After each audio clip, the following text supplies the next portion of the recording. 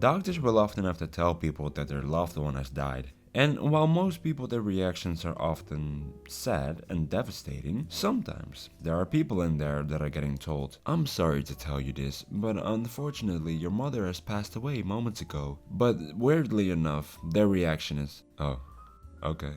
And mind you, there is no face changing, no tears being shed, nothing. And when something like this occurs, we call it the five.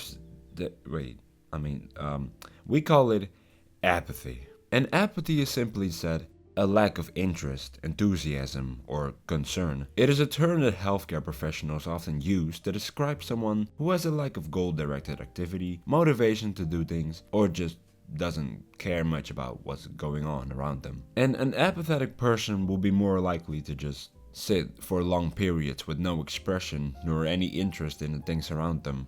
They kind of just exist. And apathy often gets confused with a few different other meanings. So just to clarify, no, empathy and apathy are not the same thing just because they sound the same.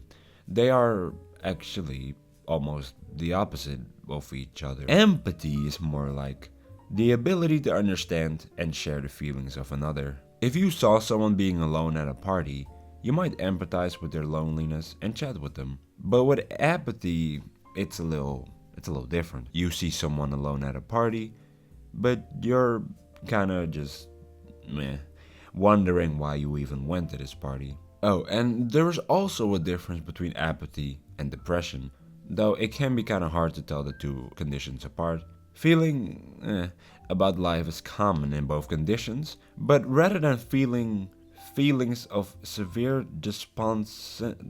despondency and dejection, with apathy, you don't really feel much of anything. Something that used to make you happy in the past doesn't really excite you anymore, and you no longer feel motivated to achieve your goals. And you can also see the difference between these two in how they view social relationships, because many folks with depression view social relationships as valuable even if there is no drive or motivation to pursue them, but someone with apathy often no longer finds worth in them in general. And now that that's said, there are some signs that someone might be more apathetic, so let's go over them real quick. One sign could be that they appear to be more disengaging and or withdrawing.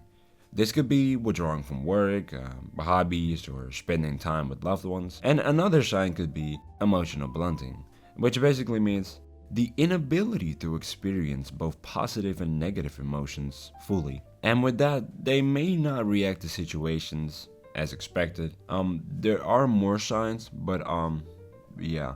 Moving on, how is apathy caused? Well, it can happen as a symptom of many neurological and psychiatric conditions, both of which I'm not very good with. So instead, a potential cause for apathy could be as a response to traumatic or stressful circumstances. It could be that you experienced crazy things when growing up, and subconsciously, one way of survival could be to just become numb to it and detach emotionally. But as a result from this, you might end up detaching emotionally in general and may find it difficult to connect with others, plus access and express your feelings. And a certain problem that healthcare professionals can face with this is if you want to help someone who has a severe apathy, you are basically asking yourself, how do I convince this person to go from not caring to caring again? And I'll be honest, I don't have all the answers, but what I do have is that some signs that it is time to look for help if you do have apathy, and then like a really big amount of it, is when you're spending an excessive time sleeping, more than is required, when you're abusing drugs or alcohol to feel better or to just feel something, when you have difficulty completing everyday tasks like brushing your teeth, wondering what the point of doing it even is, and when you're experiencing not wanting to live ideation.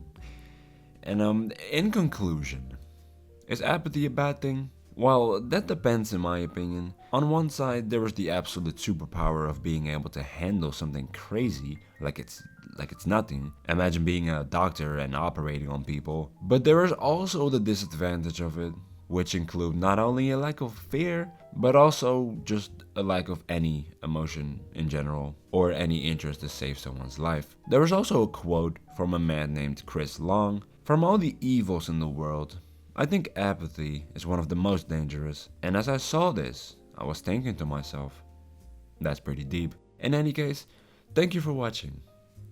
Take care.